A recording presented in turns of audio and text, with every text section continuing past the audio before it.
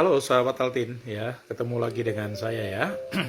Hari ini saya akan membahas ya pertanyaan berikut bahwa bagaimana agar kita bertanding itu bisa lebih tenang ya, tidak ya gampang emosional dan segala macam ya.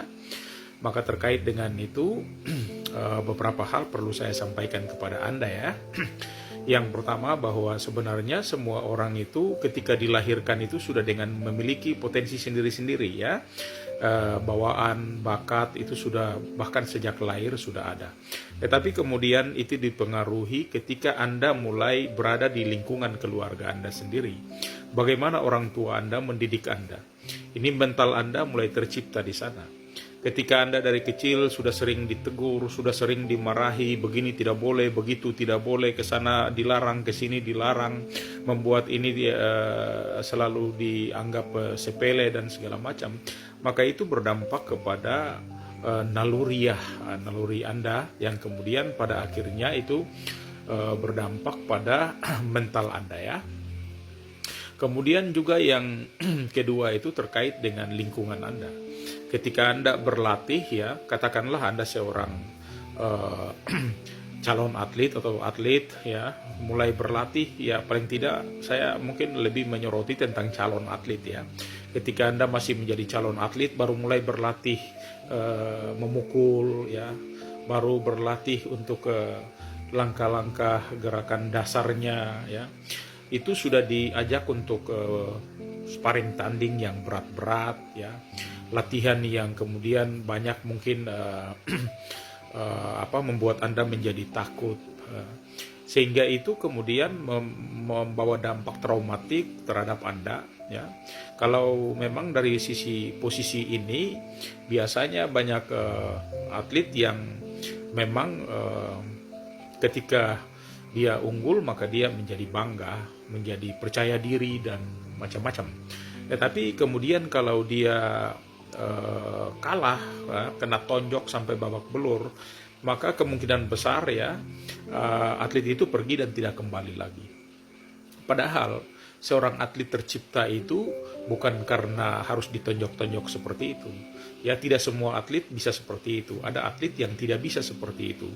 Ya, kita sayangkan saja kalau memang dia atlet yang baik tetapi belum waktunya bertanding, tetapi karena kita sudah memaksakan terus-menerus kepada dia, akhirnya ya tonjokan-tonjokan yang keras apalagi dibarengi dengan mungkin ejekan-ejekan dari teman-teman, itu membuat dia trauma dan dia mungkin tidak akan kembali lagi.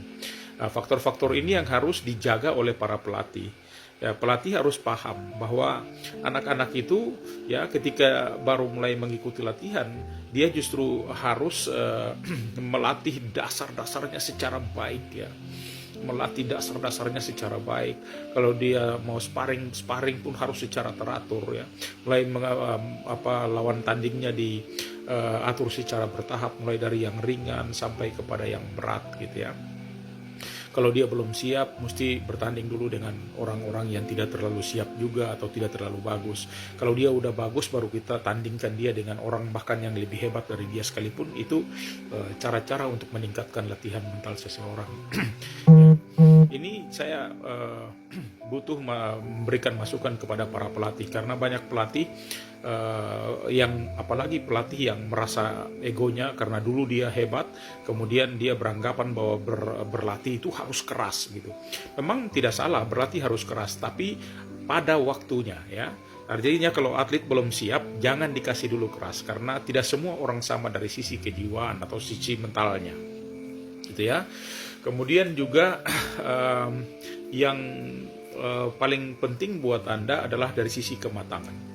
Ketika Anda memiliki mental tanding yang kokoh, yang kuat, yang bagus ya, Anda memiliki teknik dasar yang kuat, teknik dasar yang bagus ya, Anda memiliki pergerakan footwork yang bagus, Anda memiliki body move yang bagus, Anda memiliki teknik dasar memukul yang bagus, Anda memiliki footwork dan bentuk-bentuk gerakan koordinasi yang lain yang bagus, maka itu membuat Anda nanti akan muncul rasa percaya diri.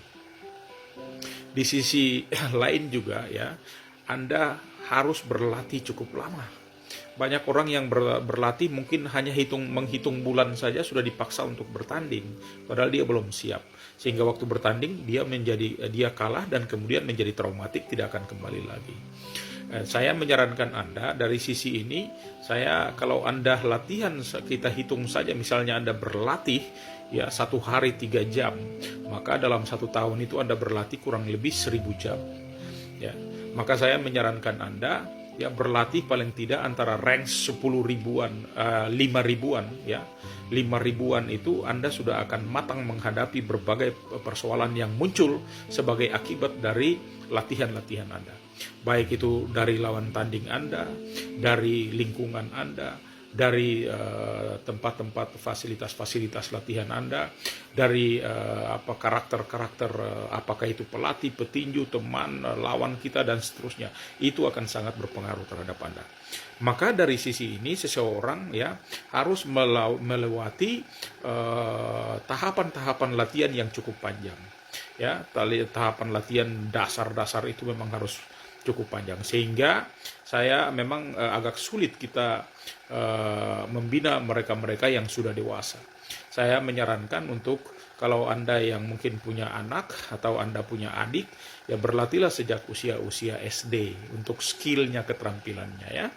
Itu kalau Anda sudah baik, maka di usia SMP ya, di usia SMA itu Anda kadang sudah bisa juara di sana.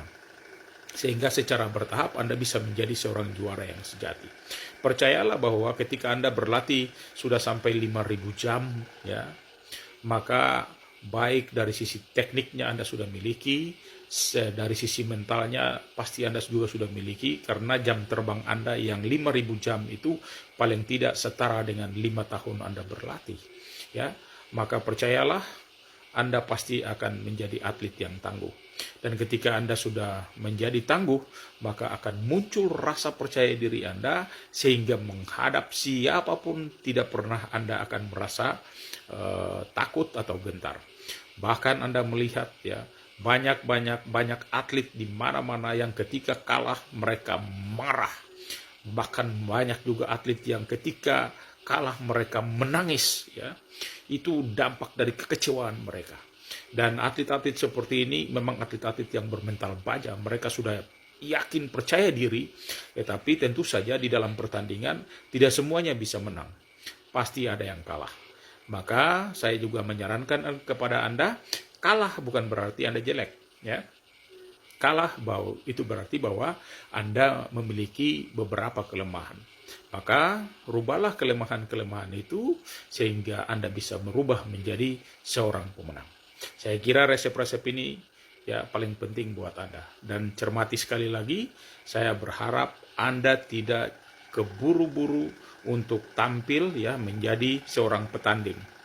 Tapi Anda berlatih secara baik sehingga dalam range waktu tertentu ya paling tidak saya sarankan tadi 5.000 jam ya.